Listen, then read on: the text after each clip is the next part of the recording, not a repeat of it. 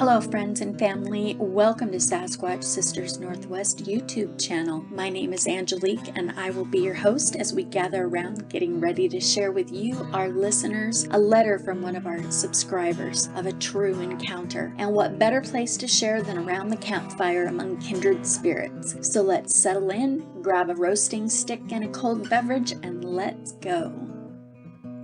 Today's encounter was submitted by Cindy. Cindy is one of the Sasquatch Sisters team members.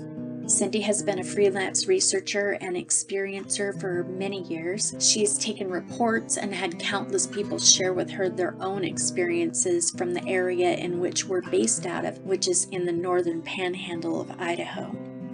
I'm just going to go ahead and read this report to you because I think it speaks for itself. But before I begin, I want to let you know that for the safety of the individual who trusted Cindy with his story, I'm going to deliberately leave out a few details. And I'm sure when you hear it, you'll understand why. This is what Cindy wrote. I took a report from someone who used to work and live close to me in the Blanchard area of North Idaho. In 2022, I received a message from a man who was a professional guide and a cowboy who worked at a local ranch, and he wanted to tell me his story. I said I could call him, but he didn't want to talk on the phone. He reached out to me and said he would only tell me his story if I would meet with him in person. At first I was a little taken aback, but he agreed to meet at a local eatery, and so since it wasn't public, I thought, well, why not? When I arrived, he was already there, and he had brought his daughter with him. I made a quick mental note when I saw him and thought, wow, he really is a cowboy. He had on his working gear, and he had an air about him that seemed guarded. I extended out my hand to him and said, Cindy, and he shook it, telling me his name. His handshake was firm and there was nothing flimsy about it. He looked me directly in the eyes when he spoke to me. I sat down with them and proceeded to order a late breakfast, and they ordered coffee. He told me he was married and had children. I'm not sure if there were 2 or 3. He told me he was a tracker and a hunting guide and preferred to live in the back country and work outside rather than anywhere inside, even in the dead of winter. We chatted a bit, and he told me a little about his family and how he had worked on ranches in other states as a professional backcountry guide, tracker, and cowboy. One of them was for a ranch in Colorado. He described his job responsibilities and then proceeded to tell me about an incident that happened to him there. Now, I know that this first incident didn't happen in our area, but it does tie in later on with what did happen to him here. He said one day he was on a ridge top checking out an area for game tracks and happened to spot a herd of elk below him in a canyon. Then he thought he saw a grizzly bear following them. He grabbed his binoculars to get a better view, and that was when he saw it stand up on 2 legs. And it definitely wasn't a bear. He said he knew it was a Sasquatch. He said it didn't look up at him because it was too busy tracking the same herd of elk that he was. He didn't go into much detail about that encounter, but he did say that it happened at least 2 other times while he worked that same job in Colorado. After that, he and his family moved to this area a few years ago, and he worked on a ranch here for about 3 years. He said the owner of the ranch here was an elderly woman who hired him to work for her.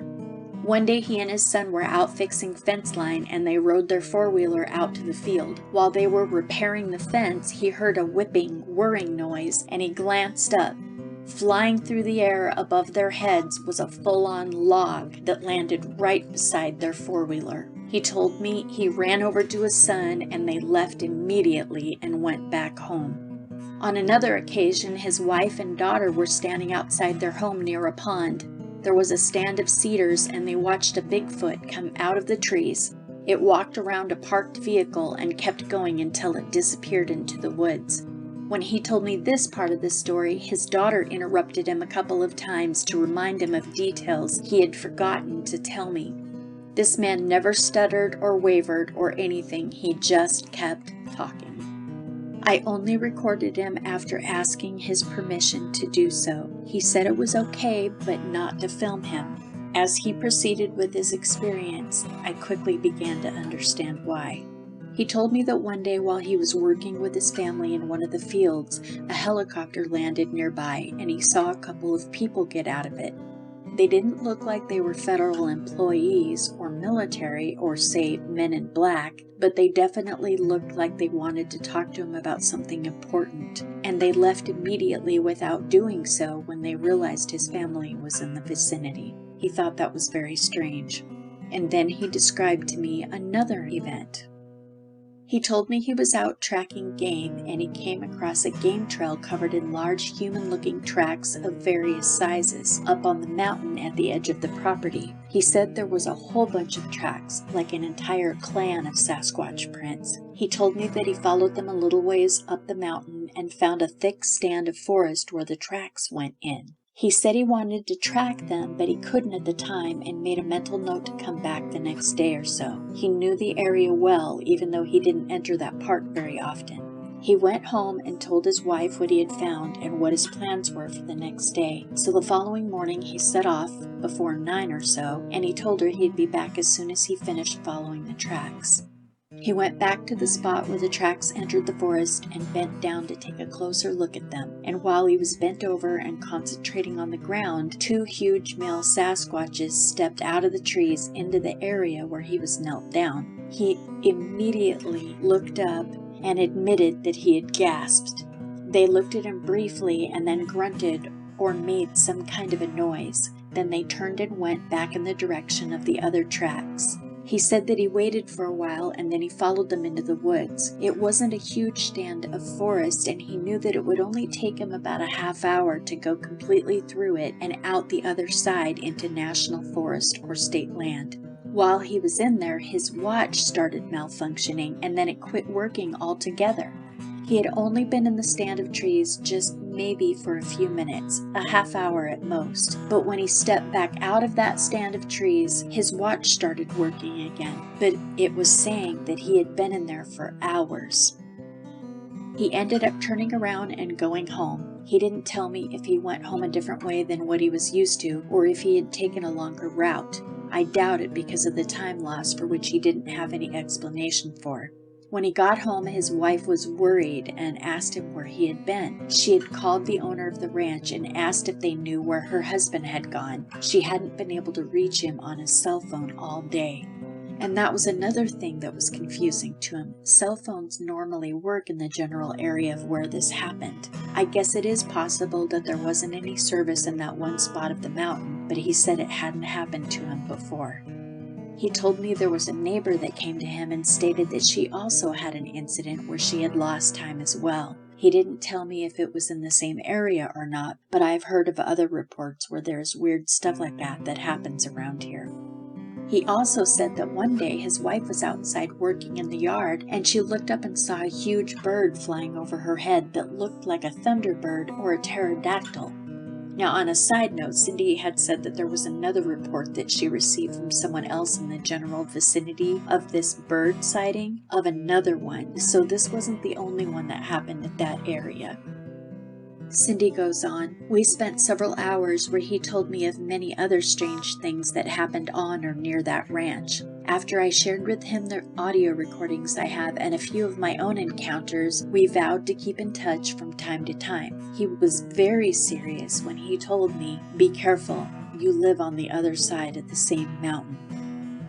He told me that he had to leave and move away, but he didn't give me the reason. He had more stories to tell me, but told me to turn off my recorder because there was another story he wanted to share with me, but he feared for his life and the life of his family if it got out.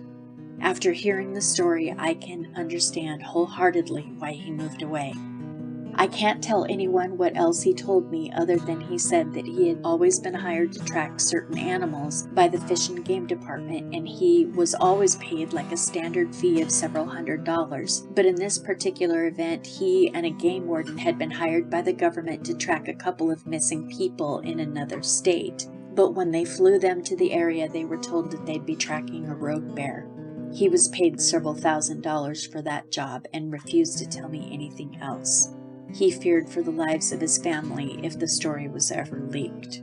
I asked him why he was even telling me these stories, and he said that his wife felt it was very important to tell someone so that maybe if enough people knew that these creatures existed, they could be protected. The entire time he never shifted or acted suspicious. His daughter was homeschooled and was a very pleasant girl. She had brought her studies with her and stopped periodically to make points of what he was telling me. My impression of them both is that they are honest, good people, and I never got the feeling once that either one of them were lying. He has since moved away from the area, and I don't blame him one bit. That was the end of Cindy's report. Wow. Well, I hope that this gentleman and his family are safe and they haven't had any negative repercussions over anything that's happened to them. And of course, we can all speculate and guess as to what the missing story is about, but let's not. It's just not worth putting him and his family in danger. And I think that what he was willing to tell us is interesting enough. Now, I don't know if he's listening or not, so I'll just say this. If you are listening, thank you for stepping forward and sharing your story with us. It is very much appreciated. And if it helps someone else from the area feel validated over their own experiences, and it achieves the goal that you've set out to do, well, then you've done a very good thing. I'd also like to thank Cindy for being a brilliant member of our team and for bringing this report to us. There's so much we can learn from the information that was provided, and every little bit is needed. So, I'm going to take you down a quick detour and share with you some information about the northern panhandle of North Idaho. The mountain range that we live in is part of the clear waters that come up from the Palouse, and they link into the Cabinet Mountain range that runs west to Montana, and then the Selkirks that go northeast into Washington and British Columbia. And they take up the majority of the northern panhandle of Idaho. These are called the Hoodoos. The valley that weaves in and out at the base of those mountains is the Hoodoo Valley, and that runs from the Pend Oreille River over by Priest River and Sandpoint, and it winds all the way past all the little towns and communities, and it bleeds into the prairies at Coeur d'Alene, Post Falls, and then into the Spokane Valley. What I found is that the Hoodoos are very well known for having a lot of strange things that have happened here since before the settlers came to the area. And if you dig into the history of the Hoodoos, there are countless stories of there being apparitions, ghosts, missing persons, apparent suicides for no reason, portals, UFO sightings, and cryptid encounters. People have had encounters with everything from dogmen and little people to Sasquatch, and the list just goes on and on and on. It's just a place that is well known for all kinds of mysteries that happen, and from what I've been told and from what I've seen in the history books, even the Native Americans avoided the area as much as possible, and when traveling through it, they would try not to stop and waste any time, and it was kind of viewed as a region that's cursed. I've been told, and I've seen in several history books, that the Native Americans were the ones who named the area the Hoodoos. And I'm sure that they did, but it was most likely in their own inland Salish and Kootenai languages of the Coeur d'Alenes, the Kalispels, and the Kootenays, the Pend Oreilles, and the Nez Perce. So my guess is that the name Hoodoo probably came from a fur trader or a settler who found it easier to translate their native vocabulary into one easy word that covers them all, the Hoodoos. Now, if you look up the word hoodoo in the dictionary, there are two definitions, and the first one is a column or pillar of weathered rock. And if you travel through the area, you will see a lot of basalt outcroppings and rimrock. But the second definition is the one that I think most people in this area associate when they hear the word hoodoo. And that's the deep southern slang for voodoo, ghosts, sorcery, cryptids, and basically anything that was demonic, dark, and unexplainable. Now, while I was researching this area, of course, I had to look and see if there was anything written in the history books about the ranch that I used to live on, which was in the center of Hoodoo Valley. Now, I don't want to get too far into talking about myself in this episode because that's going to come later. But what I do want to do is yank you with me down this rabbit hole. And the reason why is that while I was looking for my ranch, which I did find, by the way, I ran across something that I think you will find interesting as well. There is a little church within walking distance from where I used to live, and it's now called the Valley Baptist Church. But at the time that it was built, it was called the Hoodoo Valley Church. I can't find the actual date it was built. I actually have the ladies at the library searching for me, and because of that, I can't reference it for you. But if I remember correctly, it was built somewhere in the early 20th century, like, don't quote me on this, possibly around 1907, somewhere around there. I just know that it was well over 100 years old. So I'm in the process of trying to find out what the actual date is. Now, from talking to some of the folks that have lived in that area their whole lives, and from stumbling across some old articles from a long time ago, I learned that that little church was built and set up specifically dead center of Hoodoo Valley. And the purpose was because the settlers and the people who lived in this region believed there was something demonic that ruled the mountains and the valley forests of the Hoodoo. And the reason why they believed that was because they were hearing terrifying noises coming out of the woods at night. And they thought they were hearing the screams and roars of demons or hoodoos. They believed that if they built a church and placed it in the middle of this eerie, wicked area, that it would scare off the demons and then the people would be safe. So let me pull you aside and take you down another detour and explain to you that I lived 2 miles from that little church. And I want to say on behalf of my family and my neighbors and for myself that yes, we have all heard those noises and they are absolutely horrifying. There isn't anyone that I know of who's been able to identify them. I personally have had friends who are wildlife biologists come out at night to record the noises. Cindy has recorded the noises herself and has sent them in to have them analyzed by experts, and no one has been able to give a definite classification to any North American animal. And I can assure you that we all have lived in the wilderness most of our lives, and we are very familiar with the sounds of moose bellowing, elk bugling, coyotes, wolves, screech owls, mountain lions, bobcats screaming, even foxes and fishers barking. These are all noises we can identify, but the noises that come out of the woods at night in the hoodoos, no one can recognize. So on that note, I want to read for you a paragraph that I found from a beautiful hardback embossed book entitled Hoodoo Valley History. It was published by Virginia Judge Overland, and it's in the genealogy section of the Coeur d'Alene Library. And on page 60, this is what it says. The final paragraph of Reverend Seablum's booklet reads, traveling through the area as we look up the Hoodoo Mountain or down to the Hoodoo Creek, we sense a sinister, malevolent something, lurking unseen in the crags and canyons, biding its time for a countermove against the forces of light shining from the Valley Baptist Church. The church has gone through several cycles of struggles with the dark forces that we hope remain permanently banished to the thickets and swamps of the Hoodoo.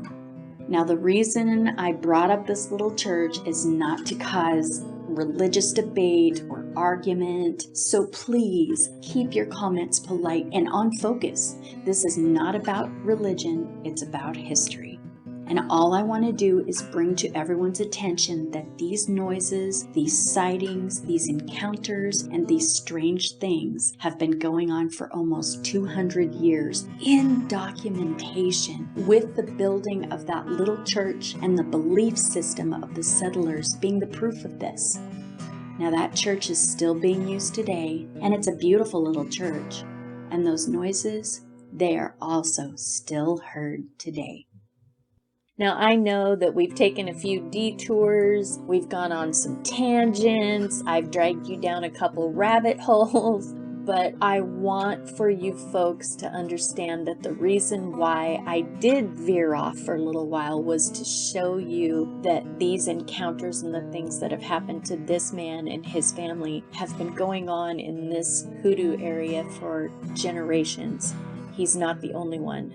He's probably one of the few that have been brave enough to come forward and share his experiences, but this has been going on for a very, very long time. And also, I want to bring to your attention that there was something about the log that was getting thrown at him that I think needs to be addressed. And that's the fact that we don't know what the area looked like where he was building that fence. And my guess is that he probably had some cover nearby, like maybe bushes, trees, what have you. And the log that got thrown at him was not meant to kill him. I can tell you from many researchers and people who have had encounters and witnesses that these beings are 100% accurate with their aim. If they intend to kill you, they could probably do it with a pebble. That's how accurate they are. So that log missing he and his son entirely and just landing near the quad was intentional. And my guess is that it was quite possibly, my own guess, mind you, is that this being that did that didn't want to hurt them, but wanted to scare them off, which they did. And it could very well have been a mother who was just sending a very dramatic warning to stay away from her children. They could have possibly been hiding nearby in bushes or trees, and he and his son didn't see them. We don't know, but that is something that we need to take into consideration with a lot of these accounts of people getting things thrown at them. Doesn't necessarily mean that the being is being evil and malicious and mean. They could just basically be trying to shoo you away because they're protecting their young. Well, folks, that is tonight's episode. Please join us again for the next one, where I will be giving you my own report from the Kettle Falls, Washington area, and it's one that I think you will find fascinating, and it might even give you a piece to the puzzle. I'm not sure, but we'll see what happens. So please hit that notification bell so you'll be the first to know as soon as we get it uploaded. Again, that fire is starting to die down. Let's toss another log on it and break out those s'mores. I'm craving chocolate. Have a good night. Thank you for joining us, and please come back again soon.